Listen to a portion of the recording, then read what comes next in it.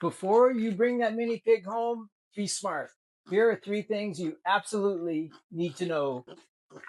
So tip number 1 is mini pigs get huge. I'm talking ginormous.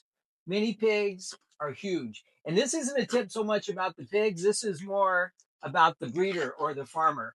We do pig shows and I've had at least 10 people say that we got a mini pig or my sister got a mini pig or my parents. It always ends the same way. The thing got too big and they had to get rid of them.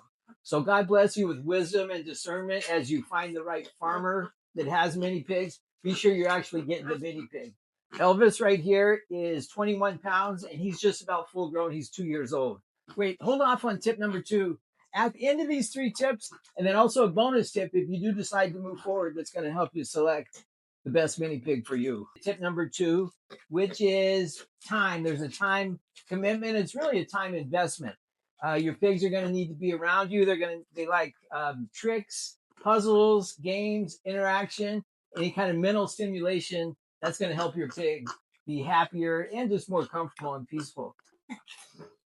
And tip number 3 is living quarters. When you bring a pig home, they're going to have a small area that's their own, with their own bed and water and cat box, some blankets, stuff like that.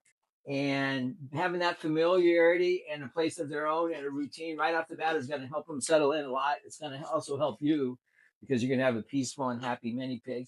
And then you can change it over time. I'm going to show you our setup here. And this used to be the spare bedroom. Now it's the pig room. They're in here quite a bit.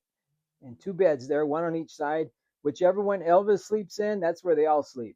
Always together. And then outside, a fully enclosed pen. It's about 21 feet by 9 feet.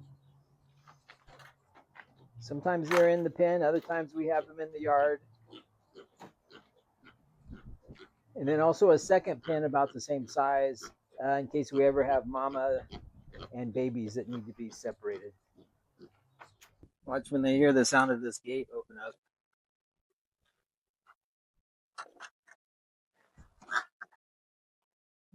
1, 2, 3. Where's the other one? Good job, Pinkie. You made it. And I have a bonus tip. This is going to help you make the right selection and get the right pig. But first of all, it's going to tell you what not to do. One thing not to do with selecting a new pig is don't fall in love with the photo. This isn't Tinder. Well, it kind of is. But you don't want to fall in love with just a photo on a website and say, that's my pig. That's the one I want. You want to ask about the pigs. If you want to have a pig that's going to sit on your lap and watch a movie with you and cuddle up with you, ask which ones are the most calm, which ones are the most gentle. And also, when you first see the pigs, you should hold a few of them. And when they're just a couple months old, you should be able to hold them like this. And they should be friendly and comfortable because pigs are like a wild animal in a way. I don't know if that's the right way to put it, but they're born to be shy and nervous and careful around people. So it takes a lot of loving to get up where you can actually hold them and cuddle them. Even at a couple months old, you should be able to hold your pig, and it'll tell you a lot about how they were raised. Now, if they're a little skittish when you're first holding them, you can still get the pig, but just know that might not come all the way out of them. It's not like a puppy where eventually they're gonna just sit right on your lap. Some pigs will continue to be a little shy and a little nervous. But good luck on getting your next pig. I hope you enjoy them as much as I do because these little guys are part of our family. And I just absolutely love them. And as I say that, they all abandoned me. Hey, where'd everybody go? So this little one is Princess, and it's a perfect name for her. She actually thinks she is a princess.